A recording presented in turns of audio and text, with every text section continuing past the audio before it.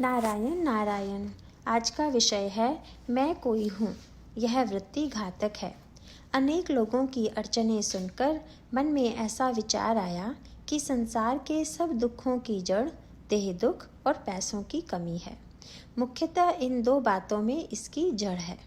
अतः यदि इन दो बातों के लिए लोगों की सहायता की जा सके तो बहुतेरे लोगों को सुखी किया जा सकेगा। ऐसा लगने लगा और उसकी दृष्टि से विचार शुरू हुआ। पैसे का विचार करने लगा तो ऐसा समझ में आया कि आप स्वयं तो लंगोटी लगाए हैं और न पैसा पास में है, न उसका लोभ भी है। अतः दूसरे को पैसा देने की सोचने लगा तो पहले अपने में उसका लोभ उत्पन्न करना होगा, तभी उसे प्राप्त करने की इच्छा होगी। फिर वह प्राप्त किया जाएगा और उसके बाद ज़रूरतमंद को दिया जाएगा।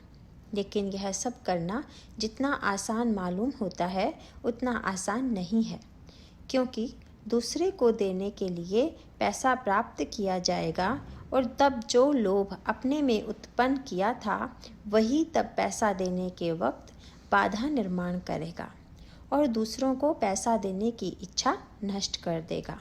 इसका परिणाम यह होगा कि दूसरे को पैसा तो दिया जा ही नहीं सकेगा। हाँ, हम में ज़रूर जो पहले नहीं था वह पैसे का लोभ उत्पन्न हो जाएगा। मतलब यह है कि दूसरे का काम तो होगा नहीं, अपना ज़रूर नुकसान हो जाएगा। अब दूसरी बात देह दुख की। जिसकी देह बुद्धि मर गई होती है उसे दूसरे के देह में दुख का भान नहीं होता, यानी दूसरे का देह दुख मिटाया जाए ऐसी इच्छा होने के लिए पहले अपने में देह बुद्धि जागृत करनी चाहिए। मान लो यह भी किया और दूसरे का देह दुख मिटाया, लेकिन फिर आगे उसे कभी देह दुख होगा ही नहीं, यह कैसे होगा? आज होने वाला पेट का दर्द बंद किया तो आगे चलकर उसे कभी बुखार या और कोई रोग होगा ही नहीं, ऐसा कैसे संभव है? मतलब कि देह दुख सदा के लिए मिटाया नहीं जा सकेगा और पैसा भी नहीं दिया जा सकेगा। मतलब यह है कि इस तरह संसार को सुखी तो करते बनेगा ही नहीं। लेकिन एक बात ज़रूर होगी, जो दोष पहले कभी नहीं थे वे दोष उत्पन्न होने के कारण अपनी अवनति होगी और नुकसान मात्र पल्ले पड़ेगा।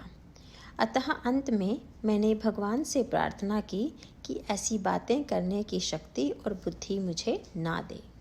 बचपन की सरल वृत्ति नष्ट होने के दो बड़े कारण हैं, एक पैसा और दूसरी विद्या। दोनों के कारण मैं भी कोई श्रेष्ठ हूँ यह वृत्ति उत्पन्न होती है और वह हानिकर होती है।